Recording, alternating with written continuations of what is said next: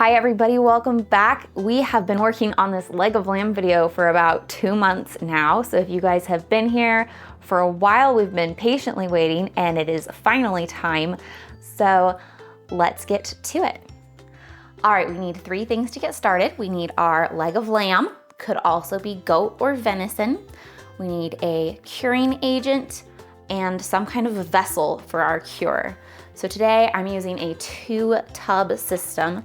I've got 1 tub with perforations in it. My very wonderful husband drilled some holes in the bottom of this tub for me, and that just lets the fluid that is drawn out by the cure to go into this tub. That way I don't have to be emptying the tub every day and worrying about it sitting in its brine. It just lets me have a little more flexibility and be a little bit more hands-off with the cure. So if you're really getting into meat curing and you know you wanna do it a lot, it might be worth investing in a couple of tubs so that you can make a similar system. We have our curing agent. That can be just salt. As I talked about in my previous videos, you can do this with just salt, or you can get a little bit fancy. Today, I'm going to be using a mixture with 1 cup of salt, half a cup of sugar, juniper berries, and bay leaves. I think it's going to be really delicious. It was inspired by a recipe in the River Cottage Curing and Smoking book. You guys, that is my favorite curing and smoking book. I have checked out like every book I could get my hands on from my local library, and that is the only book that I have purchased. I will link that in the description if you want to check it out. If you want a reference manual, that is the book to get. So, curing mix, leg of lamb. I was fortunate to get this from an acquaintance 1 town over on Butcher Day, so very fresh, but you could also do this with a frozen leg. Just make sure that it is completely defrosted and drain off any liquid, pat it dry before you start this process. First things first, we've got a little bit of bone here that we want to remove. Anything that is still in the spinal column realm, we're going to want to remove and just kind of shape our leg a little bit, trim off any pieces that are a little bit jagged. We're just gonna give it a little makeover, clean it up, make it look nice before we get started. So evening out any jagged bits, any little lumps of fat that are kind of not very smooth, that helps it to cure more evenly. It's not just aesthetics, it does help the actual cure to be distributed more evenly. I'm just gonna get the tip of my knife in right along this little vertebrae here, and I'm going to cut as close to the bone as I can and just kind of start to see if I can wiggle it out.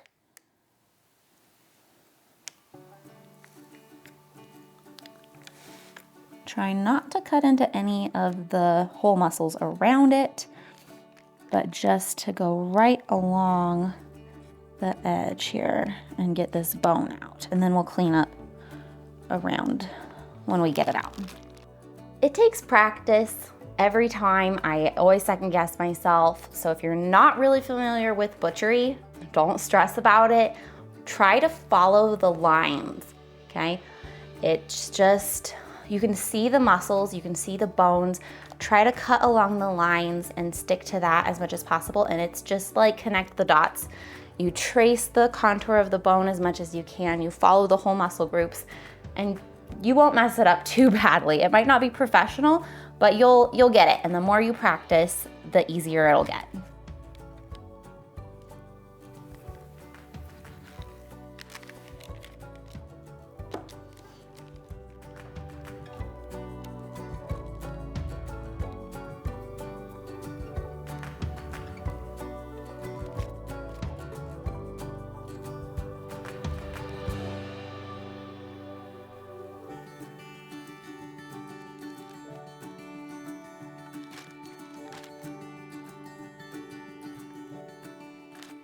Okay, that is as much as I'm gonna mess with it. I got it cleaned up pretty nicely. There's no jagged bits. It's all relatively uniform. And I got that extra spine bit out, so now it's just the leg bone. Now we can put our cure on it. All right, so into my perforated tub, I'm gonna start out by just putting a little bit of plain salt in the bottom, just to keep the meat from sitting straight on plastic. Okay. Now I'm gonna take some of my cure mix, which could be just straight salt, but I have opted to do a salt and sugar and spice combo today. And I'm just going to apply it to the entire leg.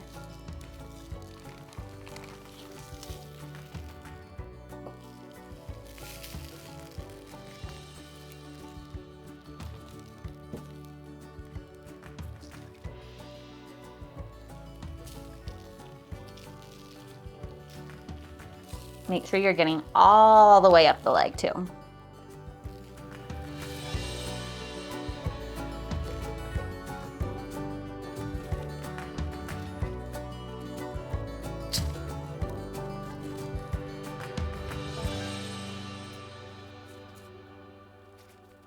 Okay.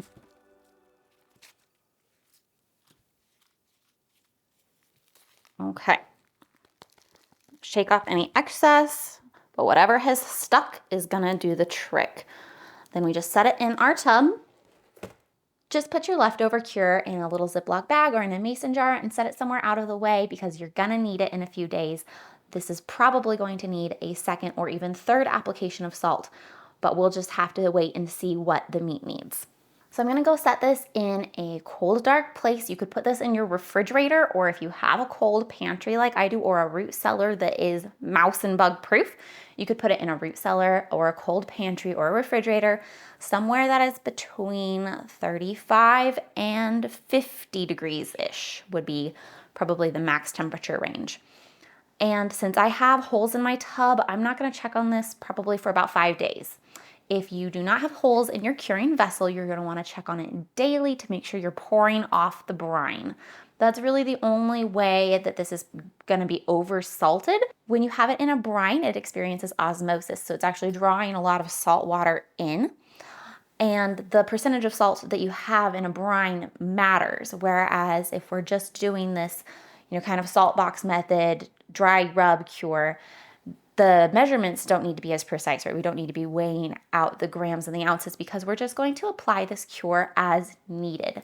So in about 5 days, I'm going to check on this. I'm going to empty my bottom tub and I'll see how it's progressing. I'm going to probably, very likely, apply another layer of cure and let it go another few days, up to 15 days. Again, this is more of an art form than a precise science. You have to be able to learn to look and see the cues and really be able to understand what's happening and see what you're looking for in your meat so that you can work with it and adjust accordingly. Because there are so many variables. It depends on the breed of animal you're using, how much fat is in it, if it's been frozen, how much water is in the meat.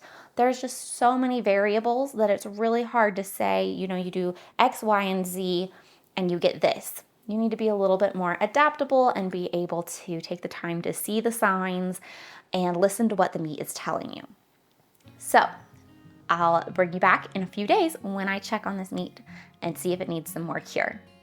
All right, it's been 5 days. This leg has been in my pantry. It's stayed a consistent 40 to 50 degrees in there. It's looking much drier already, and it has pulled out quite a bit of liquid.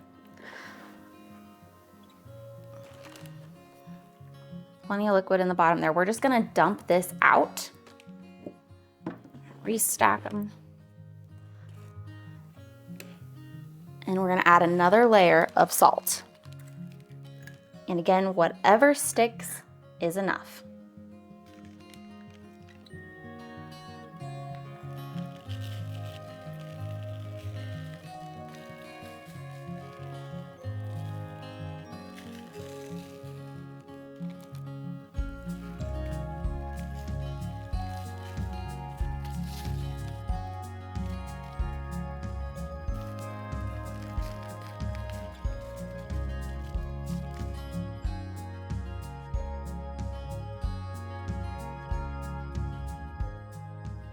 That is it. Just shake off the excess. We're gonna stick this back in our cold storage for another 5 days and we'll check on it again. All right, it's been 5 more days, so we're on day 10 total now, and we're still getting quite a bit of liquid out. We're just gonna dump this and do one more round of Cure application. I think that this will be the final application of Cure. I'm just going to go ahead and use up what I have left, and then we'll put it back into cold storage for 5 more days and see how it's doing then. All right, it's been another 5 or 6 days since we put that third application of Cure on, and we're really able to see now the meat is much darker. It's very firm. It's firmed up quite a bit. Nice dark color and pretty dry looking on the surface. We're ready to rinse this excess Cure off. We're going to weigh it, and then we'll hang it in our cool dark spot to age for a few months.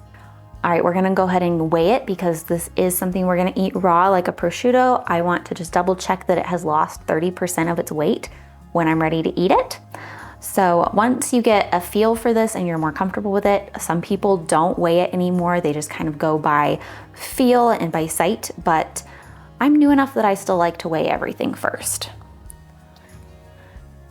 This leg has already lost quite a bit of weight. When we started the Cure, it was about 6 pounds. And now we're down to 4 pounds, 12 ounces before hanging it to age. All right, now it's time to rinse. Just cool water, rinse it off. Some people don't like to do this rinsing step. They prefer to just kind of dry brush the extra Cure off. But I like to get all the little extra Cure, and especially if I'm using spices, off with a little rinse. All right, after we rinse it, we just need to dry it with a non-linty cloth. Don't want fuzzies all over. Get that extra water off as best you can.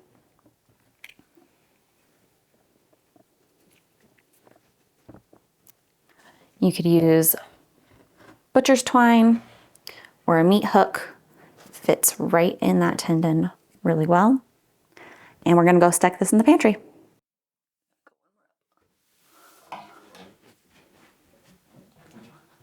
All right, we'll come back and check on it in a couple of months. It is finally finished. It has been a little bit of a wild ride to get here because we started our move kind of in the middle of its curing time. So it actually went from our pantry to my parents' pantry, and now it's here, and it's traveled quite a bit, but it is gorgeous. It has been hanging for about 2 months, and I'm really excited to slice into it with you guys.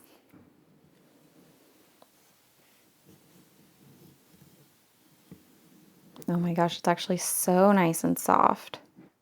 Oh my gosh, that's like lamb prosciutto. This is, I think, the best textured raw Cure I've done yet. I'm so excited about it. It's a beautiful dark red. We're getting a nice like long grain cut right now. And the fat is in pretty good shape, even though it's been traveling about a lot. There's not a lot of yellowing. The fat is pretty in pretty good shape. So that's really nice to see. All right, we're gonna try this. I'm so excited.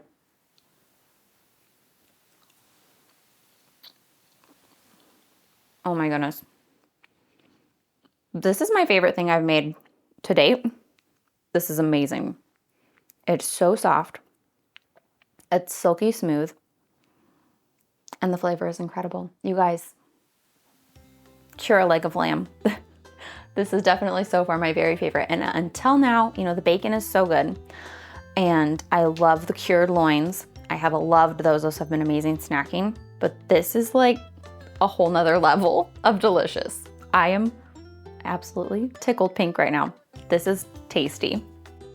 It is very much like prosciutto. Prosciuttos I've had in the past, but it's a completely different flavor, but the texture is there, like the really thin, just melt in your mouth, but a little chewy prosciutto is this, but it's a lamb. It's such a lamb flavor. I think Brandon Sheard from the Farmstead Meatsmith said this, but I may be wrong.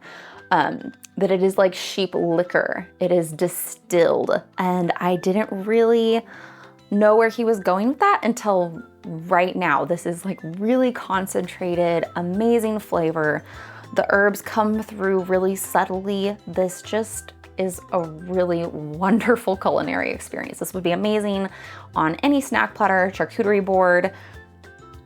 Amazing, 10 out of 10. My favorite thing so far. All right, thank you guys for doing another meat cure video with me. If you enjoyed it, do hit the like button, subscribe, share it with a friend. Let me know what you think in the comments if you tried this or something similar, or if you're going to give it a try. Let me know, I'd love to hear from you guys. I hope you have a wonderful rest of your day. Thanks for joining me.